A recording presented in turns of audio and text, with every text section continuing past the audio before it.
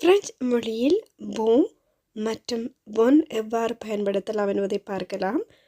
bon ஆண்பாற் சொற்களுக்கு முன்னும் bon பெண்பாற் சொற்களுக்கு முன்னும் பயன்படுத்துவோம்.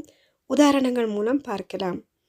உதாரணமாக பிறந்தநாள் வாழ்த்து கூறும் பொழுது bon anniversaire bon anniversaire என்று கூறலாம். இதில் anniversaire ஆண்பாற் சொல்லாக இருப்பதனால் bon anniversaire என்று கூறுகிறோம்.